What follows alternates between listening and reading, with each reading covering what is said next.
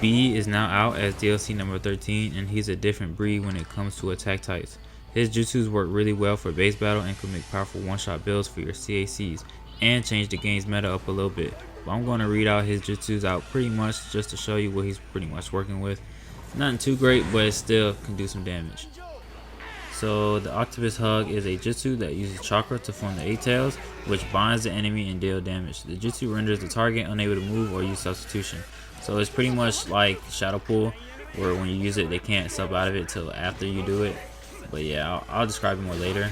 And the Acrobat Technique is a technique that blocks almost any enemy attack for a period of time before launching, and counterattacks that cuts the enemy with 7 blades and knocks them back. It's pretty much that jutsu. I feel like it needs a buff. It might go well with other builds, but with the Octopus Hug, it doesn't do that well.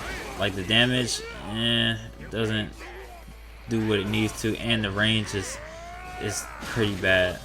But it probably, when the full CAC come out, you'll probably be able to use something with them. But for the Octopus Hug, this is where one-shot builds can come into play, because I actually believe it's possible. So I'll try to test out different combinations to see what will be good, and probably make a build video for it. Also, it breaks through sand shields as well, and cancels out moves like Demon Hunter.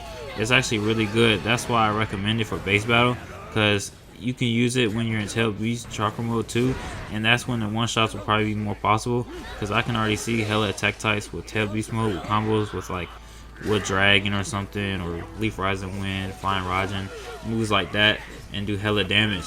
And you probably would be stunned probably with another healer with Shadow Pull, something like that, and do like one-shots.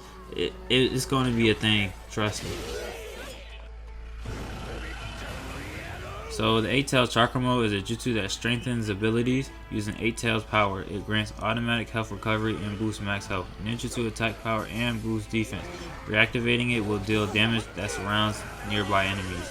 So pretty much it's kind of like a Sage mode, but with your jutsus. Basically, it's basically a Sage mode with your jutsus, but I don't think it comes as fast as Sage mode. But it makes your defense very high, just like Sage mode. Your attack super high, and I don't think Sage mode increases your max health, but since it raises your max health, you're probably about the same health as the defense is when it's in Sage mode. So this is where defense gets their chance to shine, you know, with the healing themselves and all that. And the second part of the jutsu, where he spins around with the tails, it's alright.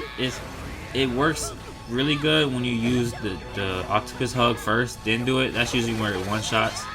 But when you just do it by itself, you kind of waste it. So like right here, I tried to like grab Hinata and it didn't work, but I had just started attacking Sakura, and I did it in the air, and it actually made a huge spear like right there. So it's actually better in mid-air than it is on the floor, because when you're on the floor, it just makes a little dome, kind of like the size as 2 wood dome walls.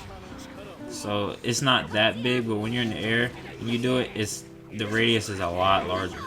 But I would only use it when the opponent is hit with a stun, like a debuff with Shadow Pull or the Octopus Hug. And for his substitution, it's basically the same in size. It puts a blob of ink on your screen just like Sai, and when you get hit, the only difference I could say is when the clone dies, it's visually different. It kind of puts like a little pool of ink on the floor instead of Sai's just kind of falls apart. But that's about it. It's not anything different, doesn't do any debuffs or nothing. It just puts the ink on your screen. Also with B, you can rush enemies with triangle and do separate combos and chain it with Octopus Hug, and it does a lot of damage if your opponent doesn't sub out of it. And basically he just does a combo set that's different than square, so he kind of has 2 combo sets. You can do just square that does like a 10 hit combo, and you can also do just triangle. And there's also a one where you do 4 squares and then triangle, and you can do a reset. But pretty much you could do whatever you want. There's the one with the square and triangle is probably the quickest one, but if you want to do the triangle one, where I think it's going to show up a couple clips after this, but it does like a lot of damage when you combo it with Octopus Hug, and it's actually like probably the best combo. It's like at least level combos. But that's pretty much all I have to say about B. I'll give him a 7 out of 10, mainly because his ult is a little underwhelming, and B can be hard to use if you want to finish your opponent without them getting healed or nothing. Because if they run and get healed, you got to restart everything you just did, like the whole combo and all that. So it's kind of hard to finish your opponent, like finish the kill with B. But if you liked the video, leave a like and subscribe to support the channel. And for the rest of the video, I'll just be showing the remainder of the clips that I have to show. But other than that, thanks for watching.